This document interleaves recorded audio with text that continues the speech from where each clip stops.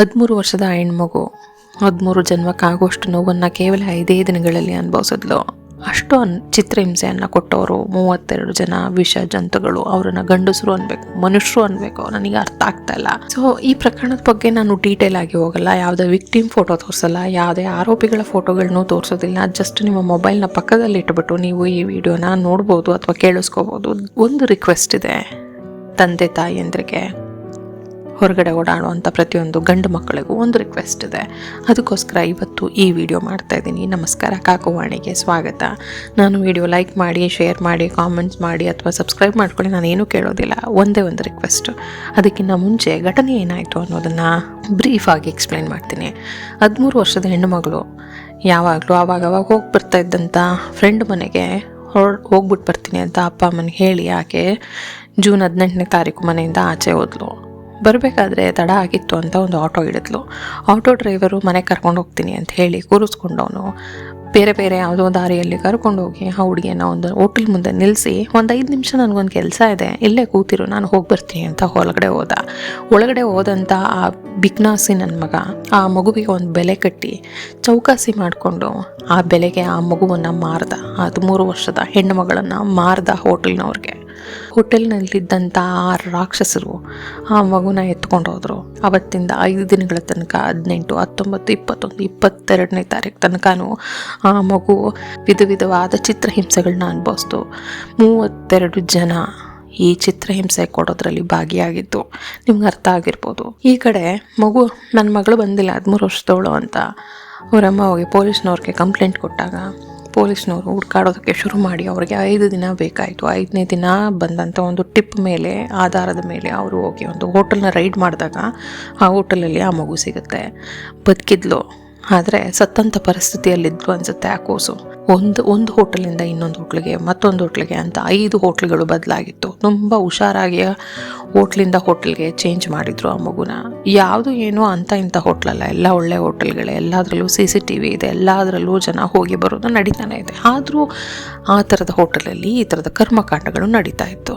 ಹೋಟೆಲಿಂದ ಹೋಟೆಲ್ಗೆ, ಕೈಯಿಂದ ಕೈಗೆ ಅಂತ 32 ಜನ 5 ಹೋಟೆಲ್ನಲ್ಲಿ 5 ದಿನ ಆ ಮಗು ನರ್ಕಾನೆ ಅನುಭವಿಸ್ತು. ಆ ಆಟೋದವನು ಸಿಗಾಕೊಂಡಿದ್ದಾನೆ. ಆ ಹುಡುಗಿ ಹೇಳಿಕೆ ಮೇಲೆ ಆಲ್ಮೋಸ್ಟ್ ಒಂದು 12 ಜನ ಸಿಗಾಕೊಂಡಿದ್ದಾರೆ. ಇನ್ನೂ ಸ್ವಲ್ಪ ಜನ ಸಿಗಾಕೋಬೇಕಾಗಿದೆ.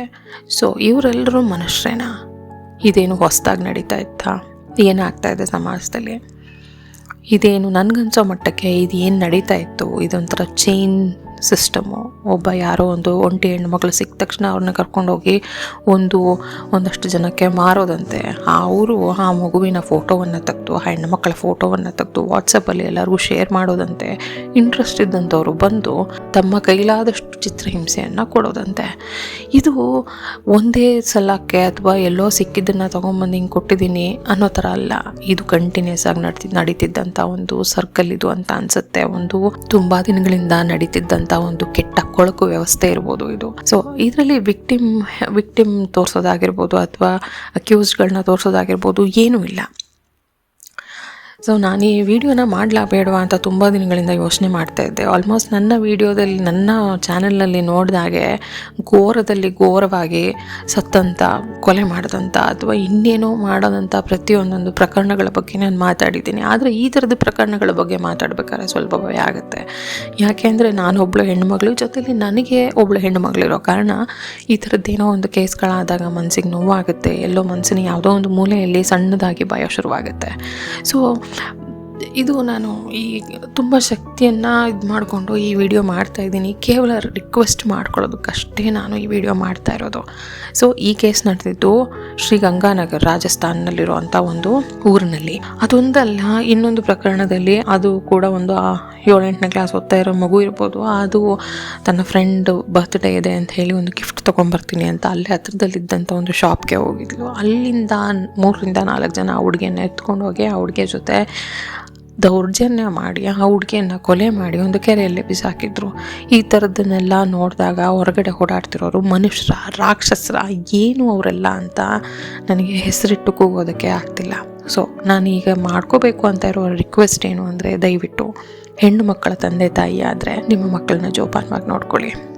ಇಲ್ಲೇ ಹತ್ರದಲ್ಲಿ ಹೋಗ್ಬೋದು, ಹತ್ರದಲ್ಲಿ ಹೋಗಿ ಬರ್ತಾರೆ ಅನ್ನೋದಾಗಿರ್ಬೋದು, ಇಲ್ಲೇ ಪಕ್ಕದ ರೋಡು ಅಂದ್ರೂ ಯಾರಾದರೂ ಹೋಗಿ ನಿಂತಿದ್ದು ಕರ್ಕೊಂಬನ್ನಿ. ನನ್ನ ಮಕ್ಕಳಿಗೆ ಸೆಲ್ಫ್ ಡಿಫೆನ್ಸ್ ಕಲಿಸ್ತೀವಿ, ಇನ್ನೇನೋ ಕಲಿಸ್ತೀವಿ. ಜೊತೆಲಿ ನನ್ನ ಮಗಳು ಧೈರ್ಯಶಾಲಿ, ಎಲ್ಲ ಓಡಾಡ್ತಿರ್ತಾರೆ, ಈಗ ಹೋಗಿ ಬರೋಕ್ಕೇನೋ ಈ ಥರದ್ದೆಲ್ಲ ಎಕ್ಸ್ಕ್ಯೂಸ್ಗಳೇ ಬೇಡ. ಹೋಗಿ ಜೊತೆಲಿ ದಯವಿಟ್ಟು ಹೋಗಿ ಕೆಲಸ ಮುಗಿಯೋ ತನಕ ಇದ್ದು ಬೇಕಿದ್ದರೆ ಕರ್ಕೊಂಬನ್ನಿ. ಯಾವುದೇ ಕಾರಣಕ್ಕೂ ಒಬ್ಬೊಬ್ಬರನ್ನೇ ಕಳಿಸೋದಕ್ಕೆ ಹೋಗಬೇಡಿ. ಹೊರಗಡೆ ಯಾರಿದ್ದಾರೆ ಅನ್ನೋದು ನಿಮಗೆ ಗೊತ್ತಾಗೋದಿಲ್ಲ. ಮನುಷ್ಯರ ರೂಪದಲ್ಲಿರೋ ಅಂಥ ರಾಕ್ಷಸರು ಯಾರು, ಮನುಷ್ಯರು ಯಾರು ಅನ್ನೋದು ನಿಮಗೆ ಗೊತ್ತಾಗೋದಿಲ್ಲ. ದಯವಿಟ್ಟು ಹೆಣ್ಣು ಮಕ್ಕಳಿರೋ ಅಂಥ ಅಪ್ಪ ಅಮ್ಮನ ಹತ್ರ ನಂದಿದೆ ರಿಕ್ವೆಸ್ಟು, ನಿಮ್ಮ ಮಕ್ಕಳನ್ನ ತುಂಬ ಜೋಪಾನವಾಗಿ ನೋಡ್ಕೊಳ್ಳಿ. ಸರ್ಕಾರ ಮಾಡುತ್ತೆ, ಪೊಲೀಸ್ನವ್ರು ಮಾಡುತ್ತೆ ಅಂದರೆ ಅದೆಲ್ಲ ಆಮೇಲೆ, ಮೊದಲು ನಿಮ್ಮ ಮಕ್ಕಳ ಸೇಫ್ಟಿ ಮುಖ್ಯ ಅಲ್ವಾ. ಗಂಡು ಮಕ್ಕಳ ಅಪ್ಪ ಅಮ್ಮನಿಗೆ ಏನು ಅಂದರೆ ರಿಕ್ವೆಸ್ಟು, ನಿಮ್ಮ ಮಕ್ಕಳನ್ನ ತುಂಬ ಹುಷಾರಾಗಿ ಬೆಳೆಸಿ. ಹೆಣ್ಣು ಮಕ್ಕಳನ್ನ ನೋಡಿದ್ರೆ ಆ ಮಕ್ಕಳಿಗೆ ಒಂದು ಗೌರವ ಬೆಳೆಯೋ ಹಾಗೆ ಮಾಡಿ. ಚಿಕ್ಕ ವಯಸ್ಸಿಂದಾನೇ ಪ್ರತಿಯೊಂದು ಹೆಣ್ಣು ಮಕ್ಕಳಲ್ಲೂ ನನ್ನ ತಾಯಿಯನ್ನು ನೋಡ್ತೀನಿ ಅನ್ನೋ ಅಷ್ಟು ಗೌರವವನ್ನು ಮಕ್ಕಳ ಮನಸ್ಸಲ್ಲಿ ಬೆಳೆಯೋ ಹಾಗೆ ಮಾಡಿ. ಹೆಣ್ಣು ಮಕ್ಕಳ ಮೇಲೆ ಕೇವಲವಾದಂಥ ಭಾವನೆ ಬೆಳೆಯೋದಕ್ಕಾಗಿರ್ಬೋದು, ಹೆಣ್ಣು ಮಕ್ಕಳ ಮೇಲೆ ಒಂಥರ ತುಚ್ಛವಾಗಿರುವಂಥ ಭಾವನೆಗಳನ್ನ ಬೆಳೆಯೋದಕ್ಕೆ ದಯವಿಟ್ಟು ಬಿಡಬೇಡಿ. ನಮ್ಮನೆ ಹೆಣ್ಮಕ್ಳ ಥರನೇ ಎಲ್ಲ ಹೆಣ್ಣು ಮಕ್ಕಳು ಅನ್ನೋ ಭಾವನೆ ಆ ಮಕ್ಕಳ ಮನಸ್ಸಲ್ಲಿ ಬರಬೇಕು. ಸೊ ಆ ಥರ ನಿಮ್ಮ ಮಕ್ಕಳನ್ನ ಬೆಳೆಸಿ.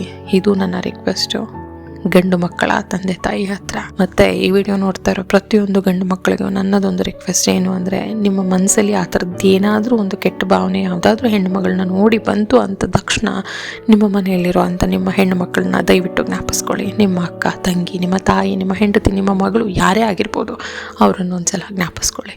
ನಿಮ್ಮ ಮನೆಯಲ್ಲಿರೋ ಹೆಣ್ಣು ಮಕ್ಕಳ ಜೊತೆ ಇದೇ ಥರದ ದೌರ್ಜನ್ಯ ಆದರೆ ಓಕೆನಾ ಅಂತ ಒಂದು ಸಲ ಕ್ವೆಶ್ಚನ್ ಮಾಡಿಕೊಂಡು ಹೌದು ಓಕೆ ಅನ್ನೋದಾದರೆ ನಿಮ್ಮ ಇಷ್ಟ. ಎಲ್ಲೇ ಯಾವುದೇ ಹೆಣ್ಮಗು ಮೇಲೆ ಈ ಥರದ್ದು ಏನೋ ಒಂದು ಅನ್ಯಾಯ ಆಗ್ತಾಯಿದೆ, ಅದು ಸಣ್ಣ ಮಟ್ಟದಲ್ಲಾಗಿರ್ಬೋದು ಅಥವಾ ದೊಡ್ಡ ಮಟ್ಟದಲ್ಲಾಗಿರ್ಬೋದು, ಈ ಬಸ್ಸಲ್ಲಿ ಕೂತಾಗ ಕೆಟ್ಟದಾಗಿ ಅವ್ರನ್ನ ಮುಟ್ಟೋದಕ್ಕಾಗಿರ್ಬೋದು, ಕೆಟ್ಟದಾಗಿ ಅವ್ರ ಮುಂದೆ ನಡ್ಕೊಳ್ಳೋದಕ್ಕೆ ಹೋಗೋದು, ಈ ಕ್ರೌಡೆಡ್ ಪ್ಲೇಸಲ್ಲಿ ಅವ್ರನ್ನ ಒಂಥರ ಕೆಟ್ಟದಾಗಿ ಟಚ್ ಮಾಡೋದಾಗಿರ್ಬೋದು, ಈ ಥರದ್ದನ್ನೆಲ್ಲ ನೀವು ಬೈ ಎನಿ ಚಾನ್ಸ್ ಈ ಥರದ್ದನ್ನೆಲ್ಲ ನೀವು ಕಣ್ಣಲ್ಲಿ ನೋಡಿದ್ರೆ, ನೀವೇ ಯಾರು ಮಾಡ್ತಾರಲ್ಲ ಆ ಥರದವ್ರಿಗೆ ನಿಮ್ಮ ಕೈಲಿ ಇಷ್ಟ ಆಗುತ್ತೋ ಆ ಥರದೊಂದು ಶಿಕ್ಷೆಯನ್ನು ಕೊಡಿ. ಆ ದೌರ್ಜನ್ಯ ಚಿಕ್ಕದಾಗಿರ್ಬೋದು ದೊಡ್ಡದಾಗಿರ್ಬೋದು, ನಿಮ್ಮ ಸುತ್ತಮುತ್ತ ಏನಾದರೂ ನಡೀತಾ ಇದೆ ಅಂತ ಅಂದರೆ ನಿಮ್ಮ ಕೈಲಿ ಎಷ್ಟಾಗುತ್ತೋ ಅಷ್ಟು ಅದನ್ನು ತಡೆಯೋದಕ್ಕೆ ಪ್ರಯತ್ನ ಪಡಿ. ಜೊತೆಯಲ್ಲಿ ಅದನ್ನು ಸರಿ ಮಾಡೋದಕ್ಕಾಗುತ್ತಾ ಅನ್ನೋದನ್ನ ನೋಡಿ. ನೀವು ಅವರಲ್ಲಿ ಒಬ್ಬರಾಗಬೇಡಿ, ನೀವು ನಿಂತು ಒಂದು ಹೆಣ್ಮಗುನ ಕಾಪಾಡೋ ಥರ ಆಗಿ. ಇದು ಗಂಡು ಮಕ್ಕಳಿಗೆ ನನ್ನ ರಿಕ್ವೆಸ್ಟು. ಹೆಣ್ಣು ಮಕ್ಕಳು ನಿಮಗೂ ಒಂದು ರಿಕ್ವೆಸ್ಟ್ ಇದೆ. ನಾನು ದೊಡ್ಡವಳಾಗಿದ್ದೀನಿ, ನನಗೆ ಯಾಕೆ ನನ್ನ ಜೊತೆ ಯಾಕೆ ಬರ್ತೀರಾ, ನನ್ನನ್ನು ಯಾಕೆ ನೀವು ಬೇಬಿ ಸಿಟ್ ಮಾಡ್ತೀರಾ, ಈ ಥರದನ್ನೆಲ್ಲ ನೀವು ಮನಸ್ಸಿಂದ ತೆಗ್ದು ಹಾಕ್ಬಿಡಿ. ಕರ್ಕೊಂಡೋಗಿ ನಿಮ್ಮಪ್ಪ ಅಮ್ಮನ ಕರ್ಕೊಂಡೋಗಿ, ನಿಮ್ಮಮ್ಮನ ನಿಮ್ಮಪ್ಪನ ಯಾರನ್ನಾರು ಕರ್ಕೊಂಡೋಗಿ. ಜೊತೆಲಿ ನೀವು ಇಲ್ಲೇ ಹೋಗಿ ಬರ್ತೀನಿ ಅಂದ್ರೂ ಕರ್ಕೊಂಡೋಗ್ಬಿಟ್ಟು ಬನ್ನಿ. ನೀವು ಎಷ್ಟಾಗುತ್ತೋ ಅಷ್ಟು ಹುಷಾರಾಗಿ ಓಡಾಡಿ. ನಿಮ್ಮ ಸೇಫ್ಟಿ ನಿಮ್ಮ ಅಟ್ಮೋಸ್ಟ್ ಪ್ರಿಯಾರಿಟಿ ಆಗಿರಬೇಕು. ಮೊಬೈಲಲ್ಲಿ ಏನೋ ಸ್ಕ್ರಾಲ್ ಮಾಡಿಕೊಂಡು ರೋಡಲ್ಲಿ ನಡೆಯೋದಾಗಿರ್ಬೋದು, ತುಂಬ ಜನ ನೋಡಿದ್ದೀನಿ ಆ ಥರ ಸ್ಕ್ರಾಲ್ ಮಾಡ್ಕೊಂಡು ರೋಡಲ್ಲಿ ನಡೆಯೋದಾಗಿರ್ಬೋದು, ಅಥವಾ ಮೊಬೈಲ್ನಲ್ಲಿ ಮಾತಾಡಿಕೊಂಡು ರೋಡ್ನಲ್ಲಿ ನಡ್ಕೊಂಡು ಬರೋದಾಗಿರ್ಬೋದು. ಇದೆಲ್ಲ ಮಾಡೋದಕ್ಕೆ ಹೋಗಬೇಡಿ. ನಿಮ್ಮ ಸುತ್ತಮುತ್ತ ಏನಾಗ್ತಾ ಇದೆ, ಯಾರಾದರೂ ನಿಮ್ಮ ಹಿಂಬಾಲಿಸ್ತಾ ಇದ್ದಾರಾ, ಯಾರಾದರೂ ನಿಮ್ಮನ್ನು ಗಮನಿಸ್ತಾ ಇದ್ದಾರಾ, ನಿಮ್ಮ ಅಕ್ಕಪಕ್ಕ ಓಡಾಡೋ ವೆಹಿಕಲ್ಗಳ ಮೇಲೆ ಪ್ರತಿಯೊಂದ್ರ ಮೇಲೂ ನಿಮ್ಮ ಗಮನ ಇರಲಿ. ದಯವಿಟ್ಟು ನಿಮ್ಮ ಸೇಫ್ಟಿನೇ ನಿಮ್ಮ ಅಟ್ಮೋಸ್ಟ್ ಪ್ರಯಾರಿಟಿ ಆಗಿರಬೇಕು. ಯಾವುದೇ ಕಾರಣಕ್ಕೂ ಕಾಂಪ್ರಮೈಸ್ ಮಾಡ್ಕೋಬೇಡಿ. ದಯವಿಟ್ಟು ಮೊಬೈಲ್ನ ಪಕ್ಕಕ್ಕಿಡಿ, ಕೈಗೆ ಸಿಗೋ ಹಾಗೆ ಇಟ್ಕೊಳ್ಳಿ. ಆದರೆ ಪಕ್ಕಕ್ಕಿಟ್ಟು ಮೈಯೆಲ್ಲ ಕಣ್ಣಾಗಿಸ್ಕೊಂಡು ರೋಡಲ್ಲಿ ಓಡಾಡಿ. ಪೆಪ್ಪರ್ ಸ್ಪ್ರೇನ ಬ್ಯಾಗಲ್ಲಿ ಇಟ್ಕೊಳ್ಳಿ. ಯಾವುದೇ ಕಾರಣಕ್ಕೂ ಇಲ್ಲಿ ನನಗೆ ಡೇಂಜರ್ ಅನ್ನಿಸ್ತಾ ಇದೆ ಅಂದರೆ ದಯವಿಟ್ಟು ಆ ಜಾಗದಿಂದ ಆಚೆ ಬನ್ನಿ. ಅಲ್ಲಿರೋ ಅಂಥ ಯಾರನ್ನಾದರೂ ಸಹಾಯ ಕೇಳಿ. ಏನೋ ಒಂದು ಮಾಡಿಕೊಂಡು ಆ ಇನ್ಸಿಡೆಂಟಿಂದ ಆ ಜಾಗದಿಂದ ಆಚೆ ಬನ್ನಿ. ನೀವು ಈ ವಿಡಿಯೋ ನೋಡ್ತಾ ಇರೋವಂಥ ಪ್ರತಿಯೊಂದು ಜನಗಳ ಹತ್ರ ನನ್ನದಿಷ್ಟೇ ರಿಕ್ವೆಸ್ಟು, ದಯವಿಟ್ಟು ನೀವು ಜಾಗ್ರತೆ ಆಗಿರಿ. ಎಲ್ಲ ಕೆಲಸನೂ ಪೊಲೀಸೇ ಮಾಡುತ್ತೆ, ಕಾನೂನೇ ಮಾಡುತ್ತೆ ಅಂತ ಅಂದರೆ ಇಷ್ಟು ದಿನ ಪೊಲೀಸ್ನವರು ಕಾನೂನು ಏನೇನು ಮಾಡಿದೆ ಅನ್ನೋದನ್ನು ಆಲ್ಮೋಸ್ಟ್ ತುಂಬ ಜನ ನೋಡಿದ್ದಾರೆ ಅನಿಸುತ್ತೆ. ಎಷ್ಟೋ ಈ ಥರ ದೌರ್ಜನ್ಯ ಆಗಿರೋಂಥ ಹೆಣ್ಣು ಮಕ್ಕಳು ಪ್ರಾಣ ಬಿಟ್ಟಿದ್ದಾರೆ ಅಥವಾ ಮುಖ ಮುಚ್ಕೊಂಡು ಓಡಾಡ್ತಾ ಇದ್ದಾರೆ, ಸಮಾಜದಲ್ಲಿ ಅವಮಾನ ಅನುಭವಿಸ್ಕೊಂಡು ಓಡಾಡ್ತಾ ಇದ್ದಾರೆ. ಅದೇ ದೌರ್ಜನ್ಯ ಮಾಡಿದಂಥ ಗಂಡು ಮಕ್ಕಳು ತಲೆ ಎತ್ಕೊಂಡು ಏನೂ ಆಗೇ ಇಲ್ಲ, ನನ್ನನ್ನು ಯಾರು ಕೇಳೋರು ಅನ್ನೋ ಥರ ಓಡಾಡೋರ್ನೂ ನೋಡಿದ್ದೀವಿ. ಸೊ ಪೊಲೀಸು ಕಾನೂನು ಇನ್ನೊಂದು ಮತ್ತೊಂದೆಲ್ಲ ಅದಾದಮೇಲೆ ಫಸ್ಟು ನಿಮ್ಮ ಸೇಫ್ಟಿ ನಿಮ್ಮದು, ನಿಮ್ಮ ಮಕ್ಕಳ ಸೇಫ್ಟಿ ನಿಮ್ಮದು, ನಿಮ್ಮ ಸುತ್ತಮುತ್ತ ಇರೋರ ಸೇಫ್ಟಿ ನಿಮ್ಮ ಜವಾಬ್ದಾರಿ ಅಂದ್ಕೊಂಡು ದಯವಿಟ್ಟು ಹುಷಾರಾಗಿರಿ. Be very careful. ಸೊ ಇದಾಗಿತ್ತು ಇವತ್ತಿನ video. Thank you so much for watching. Thank you. ನಮಸ್ಕಾರ. Take care.